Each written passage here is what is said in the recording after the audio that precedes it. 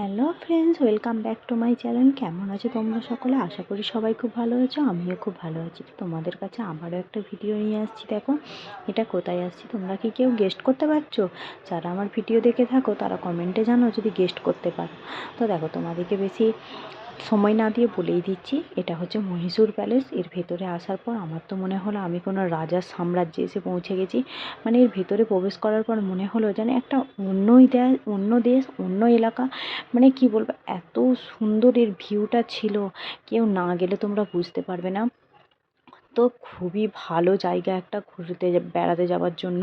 তো এটা ছিল রাজার পুরো মহলটা ভেতর থেকে, আর বাইরে থেকে ঠিক ভিউটা এরকম দেখতে ছিল। এগুলো ছিল সব রাজরানীদের পুরনো ফটো, যার মধ্যে রাজা, তার স্ত্রী, তার মেয়েদের। আর আমার মেয়েকে নিয়ে তো একটা ভিডিও ফটো বানাতে পারছিলাম না, সব কিছু ব্যারিকেড দিয়ে ঘেরা ছিল, পুলিশ ছিল, অনেক সিকিউরিটি গার্ড ছিল। তো আমার মেয়ে সে ব্যারিকেডও মানছিল না, ভেতরে চলে যাচ্ছিলো। তো একবার ওকে পুলিশ নিজের কাছে দাঁড় করিয়ে রেখেছে। আমরা দুটো ফটো তুলেছি, শুনলে হয়তো হাসি পাবে।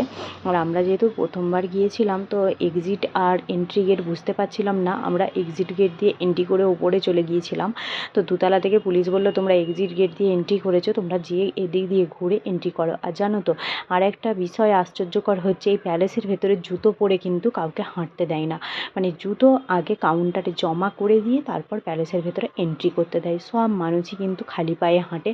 আর এত অপূর্ব দৃশ্য, ভেতরটা দেখতে এত সুন্দর, প্রত্যেকটা জিনিস পেন্টিং থেকে। আর এখানে অনেক আছে রূপোর দরজা, সোনার দরজা, আর বড় বড় রাজরানীদের ব্যবহার করা আয়না, যেগুলো দেখতে খুবই সুন্দর ছিল। মানে এত সুন্দর যে বলে বোঝানো যাবে না।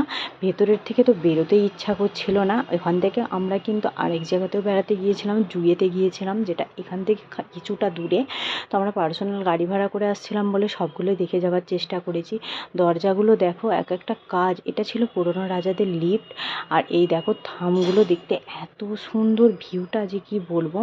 মানে ভেতর থেকে একদমই বেরোতে ইচ্ছা করছিল না। তবে কোনো দেয়ালে টাচ করা বা ছবিতে টাচ করতে বারণ ছিল, যেহেতু সব আগেকার যুগের পেন্টিং, তো সেগুলো নষ্ট হয়ে যায় হাত দিলে। তার জন্য কিছু কিছু জায়গা ফাইবারের কাঁচ দিয়ে ঘিরেও রেখে দিয়েছে।